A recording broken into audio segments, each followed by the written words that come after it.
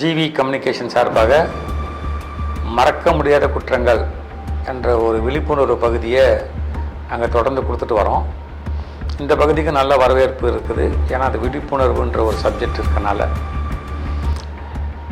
கூடுமான வரைக்கும் நாங்கள் இதில் சொல்கிற எல்லா பதிவுகளுமே ஒரு உண்மைத்தன்மை நடந்தது, ரெக்கார்டட் தான். அது ஒன்றும் கற்பனையான ஒரு விஷயம் கிடையாது.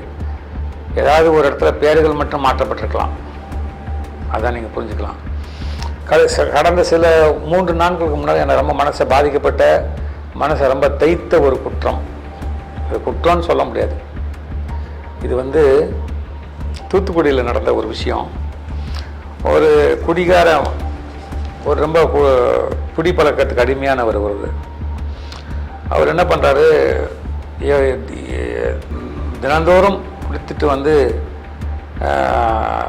கொடுமையான ஒரு வீட்டில் சண்டை, அந்த மனைவியை போட்டு அடிக்கிறது, கடுமையான ஆயுதங்கள்னால. கடந்த வாரம், அதாவது இன்றைக்கி 23 அப்படின்னா இதுக்கு முன்னாடி போன ஒரு 21ன்னு நினைக்கிறேன், சண்டே அன்றைக்கி அதே மாதிரி குடிச்சிட்டு என்ன பண்ணுறாரு, மனைவியை கடுமையான ஆயுதங்களால் தாக்குறாரு.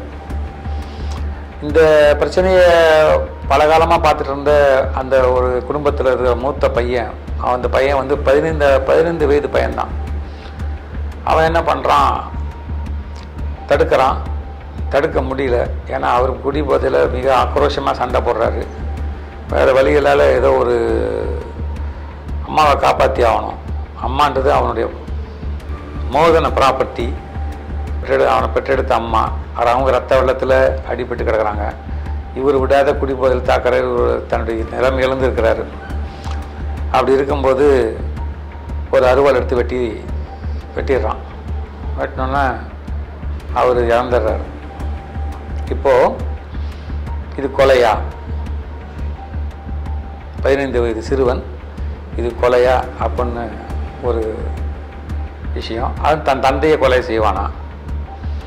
2 விஷயங்கள் கேள்வி நம் முன்னாடி வைக்கப்படுகிறது.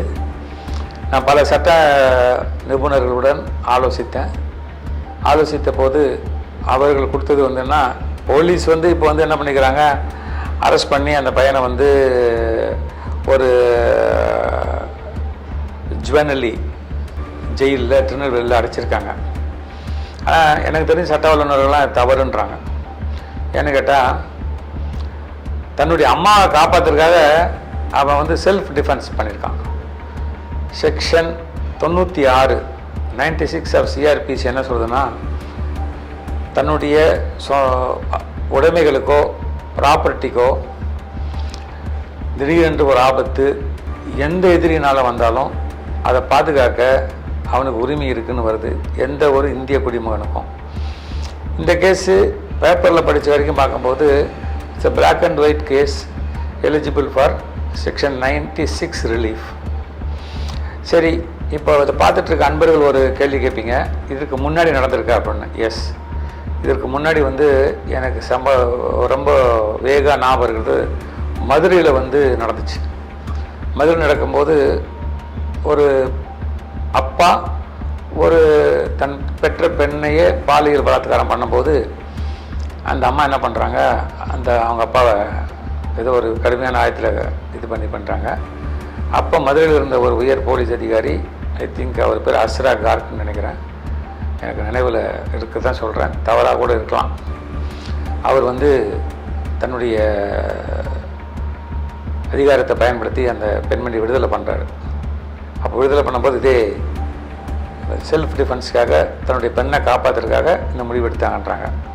ஸோ இந்த பதிவை பார்க்குறவங்க யாராவது சட்ட நிபுணர்கள் இருந்தீங்கன்னா, இந்த பையனை உங்களுடைய சட்ட அறிவை பயன்படுத்தி செக்ஷன் 96 இன்வோக் பண்ணி நீங்கள் வெளியே எடுத்து விட்டிங்கன்னா, இந்த பையன் ஒரு நிரபராதி.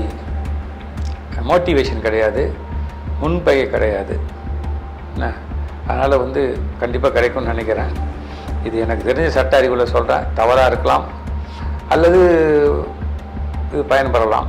ஆக இந்த 15 வயது சிறுவனை இந்த பதிவு மூலம் நம்ம காப்பாற்றினோம்னா அவனுடைய எதிர்காலம் மீண்டும் ஒரு வறுமை இல்லாமல் ஏதோ ஒரு நல்ல வேலை கிடைச்சி அவன் குற்றவாளிகளை நிரபராதின்ற ஒரு நல்ல பெயரோட நல்லா படித்து முன்னாடிக்கு வருவான்னு நினைக்கிறேன். இந்த பதிவை பார்த்துட்டு உங்களுடைய கமெண்ட்ஸ் எங்களுக்கு போடுங்க. இது மறக்க முடியாத குற்றங்களில் இன்றைக்கு முந்த நாள் எங்களுடைய மனதை பாதித்த மிக நல்ல ஒரு பதிவு. உங்களுடைய கமெண்ட்ஸை நாங்கள் எதிர்பார்க்குறோம். தேங்க்யூ.